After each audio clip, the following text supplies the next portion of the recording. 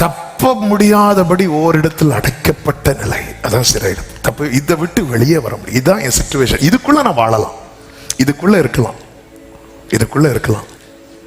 ஆமா, தப்ப முடியாது. இந்த ஆயுள் தண்டனை கைதிகளை பார்த்தீங்கன்னா சாகும் வரை ஆயுள் அப்படி போட்டிருப்பாங்க. அப்படித்தானே போடுவாங்க. சில பேர் நாங்கள் அப்படி போனது கிடையாது. இல்லை, ஆமா, ஏன்னா ஆயுள் தண்டனை நிறைய இருக்கு.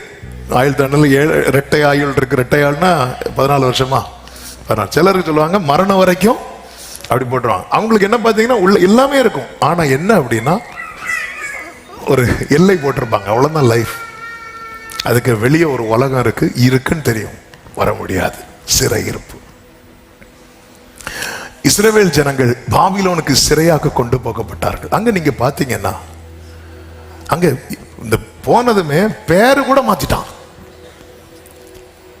தானியேல் பேரை தூக்கிட்டாங்க, பெல்தெஷாசார் அப்படின்னு வச்சுட்டாங்க.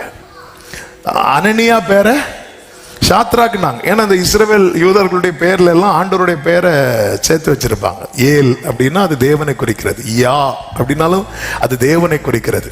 தானியேல், அனனியா, மீஷாவேல், அசரியா, அந்த தேவனை குறிக்கிற அந்த பெயரெல்லாம் தூக்கிட்டு தங்கள் தெய்வங்களின் பெயர்களை வைக்கிறாங்க. பேரு அங்கே தானியெல்லாம் கூடக்கூடாது.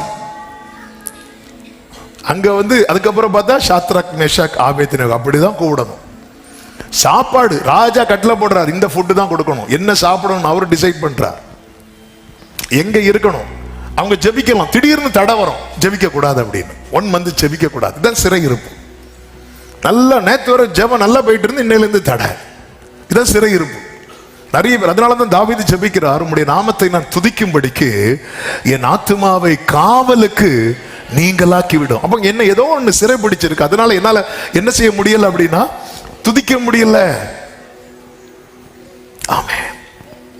இந்த சிறையிருப்பு. அப்ப ஒரு தேவ பிள்ளை புரிந்து கொள்ள வேண்டும், நான் சிறையிருப்பில் இருக்கிறேன். ஆண்டவரே நீங்க சிறையிருப்பை திருப்புங்க ஆண்டவரே.